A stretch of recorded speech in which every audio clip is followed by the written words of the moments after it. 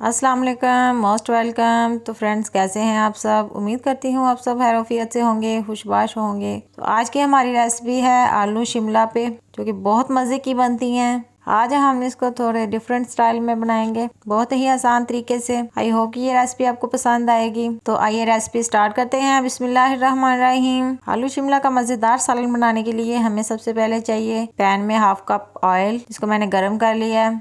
उसमें मैं ऐड कर दूंगी 1 अदद प्याज दरमियाने साइज की कटी हुई और 1 चम्मच जीरा।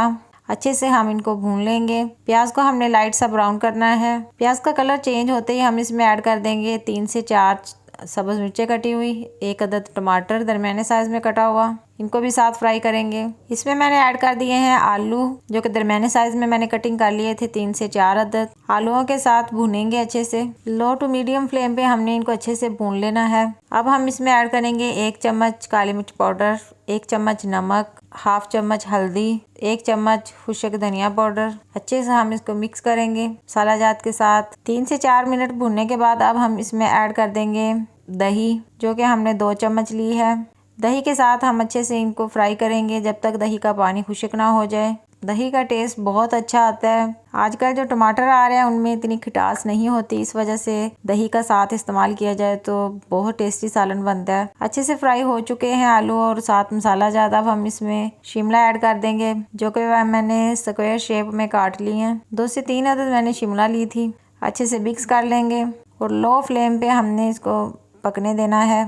आलू तकरीबन हमारे हाफ पक चुके हैं, इसलिए हमने आलू पहले ऐड कर दिए थे ताकि अच्छे से गल जाएं। अब जब भी शिमला ऐड करें वो हाफ आलू जब पक जाएं तब हम सब्जी ऐड करें, तो फिर वो बहुत मज़े का टेस्ट भी बहुत मज़े का आता है और जो सब्जी है वो बिल्कुल साथ हाल नहीं हो जाती। आप देख सकते हैं 4 से 5 मिनट हो चुके हैं लो फ्लेम पे पकते हुए, और जो शिमला है वो बिल्कुल वैसी ही है स्क्वायर शेप में जैसे हमने कटिंग की थी, इसी तरह की हमें चाहिए। मजीद हमको 4-5 मिनट और पका लेंगे। आलू हमने तोड़ के देखा है, अभी थोड़ा सा कच्चा है। अभी इसको हमने बिल्कुल लो फ्लेम पे दम पे रख देना है, ऊपर ढक्कन लगा के, ताकि अच्छे से गल जाए। 6 से 7 मिनट हो चुके हैं। सालन हमारा अल्हम्दुलिल्लाह बन के तैयार हो चुका है। अब हम इसके ऊपर बारीक कटा हुआ धनिया छिड़क देंगे। चूल्हा कर देंगे बंद।